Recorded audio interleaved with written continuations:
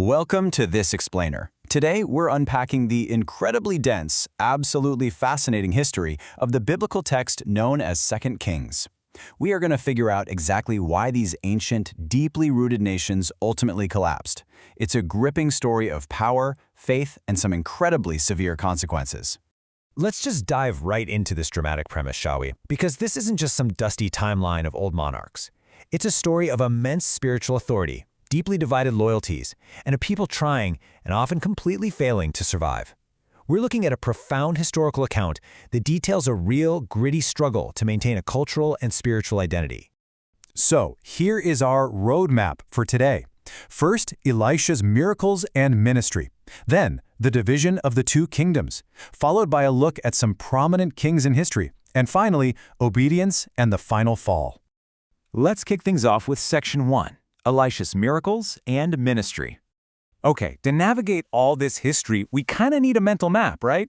So, we start with the super dramatic exit of the prophet Elijah. That event kicks off an era completely defined by his successor, Elisha. From there, we move through a really turbulent era of succeeding kings until the whole thing comes crashing down into a final, devastating mass exile.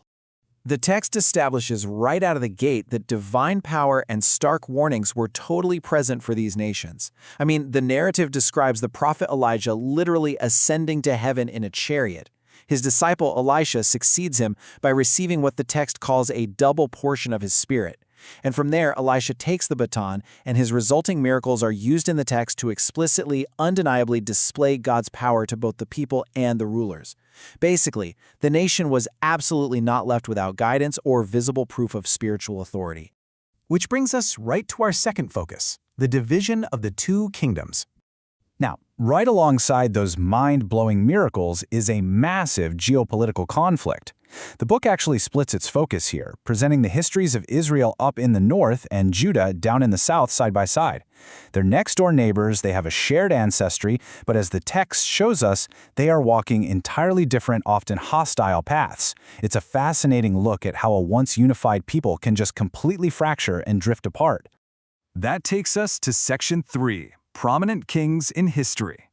To really grasp the impact of leadership on these parallel kingdoms, let's look at a cross-section of three major players. We've got King Hezekiah, whose faith was tested under an impossible military siege. Then there's King Josiah, who sparked a massive, culture-wide religious reform. And finally, King Jehu, who executed an aggressive, sweeping purge of a specific royal house and its foreign religious practices. Let's zoom in on King Hezekiah first. The text highlights this terrifying moment in history where Jerusalem was completely surrounded by the seemingly unstoppable Assyrian military. It was a total existential threat. No way out, right? But the narrative emphasizes that Hezekiah didn't just rely on military strategy. His reliance on God, demonstrated through faithful prayer, physically saved Jerusalem from absolute destruction. It is presented as a prime example of a leader's faith yielding literal salvation for his kingdom. Fast forward a bit, and King Josiah's reign serves as another huge turning point for the southern kingdom. During some temple renovations, something incredible happens. They discover the lost book of the law. And this wasn't just a cool archaeological find. For Josiah, it was a massive wake-up call. It triggered a sweeping religious reformation that actively restored the entire people's focus back to their original covenant with God. It really shows how quickly a nation can forget its foundations, and just how powerfully it can be realigned. Now, if we look up north at the kingdom of Israel, there's King Jehu. And his legacy in the text, well, it's a lot darker and way more intense. He's marked by taking absolutely decisive, violent action against the house of Ahab. His specific mandate, as recorded in the history, was to completely cleanse the northern kingdom of Baal worship. It's a stark reminder of the drastic, often brutal measures taken in the ancient world to root out cultural and religious corruption as defined by the text.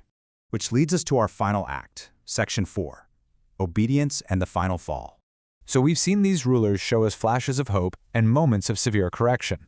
But the huge, looming question the text asks is this: even with miraculous prophets guiding them, and despite profound reformations under kings like Josiah and Hezekiah, where did these two kingdoms actually end up?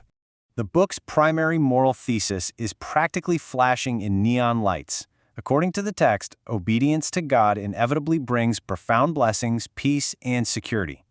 On the flip side, disobedience, turning away from that covenant, directly and inevitably results in destruction. There is literally no middle ground here.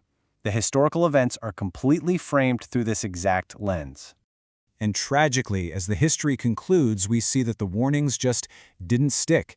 The text states that because the leaders and the general populace hardened their hearts, refusing to heed the prophets and return to God, both the northern kingdom of Israel and the southern kingdom of Judah were eventually doomed.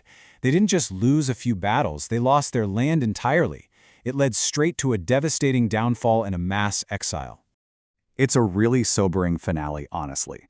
2 Kings leaves us reflecting on the heavy burden of leadership and the sheer weight of collective responsibility. It shows us, in vivid historical detail, how the spiritual choices and hardened hearts of a civilization can completely seal its tragic fate. And as we look at the collapse of these ancient powers, it leaves us with a pretty compelling question to chew on. When we look at the structures of our own societies today, are we actually heeding the warnings of history?